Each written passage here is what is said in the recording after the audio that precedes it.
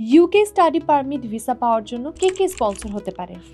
ইট depends, then again usually প্যারেন্টসরা করতে পারে, বাট আমরা সবসময় এনকারেজ করে থাকি যে ইউকে গভর্নমেন্টের যে রুলস রয়েছে পয়েন্ট বেস সিস্টেম বা পিবিএস, সেক্ষেত্রে আমরা সবসময় বলে থাকি যিনি ক্যান্ডিডেট ওনার অ্যাকাউন্টে অর্থ থাকাটাই কনভিনিয়েন্ট।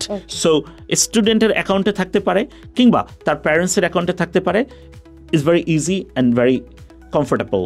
কত টাকা থাকতে হবে সেক্ষেত্রে এবং কতদিন আগে থেকে থাকতে হবে?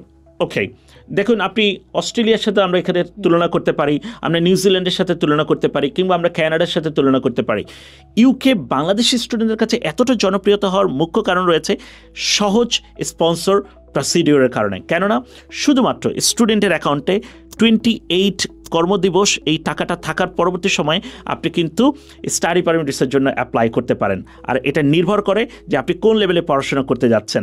ফর এক্সাম্পল, আপনি যদি ব্যাচেলর কমপ্লিট করতে যান সেক্ষেত্রে এক ধরনের অ্যামাউন্ট, আপনি মাস্টার্স করতে গেলে আরেক ধরনের অ্যামাউন্ট, আপনি যদি পিএইচডি করতে যান সেক্ষেত্রে আরেক ধরনের amount. So on an average আমরা বলতে পারি ব্যাচেলরের জন্য 25 to 30 লাখ, মাস্টার্সের বেলায় আমরা বলতে পারি 20 to 25 লাখ। পিএইচডির জন্য আপনি যদি স্কলারশিপ যদি পেয়ে থাকেন সেক্ষেত্রে শুধুমাত্র 10 থেকে 12 লক্ষ টাকা হলেই কিন্তু আপনি যেতে পারছেন।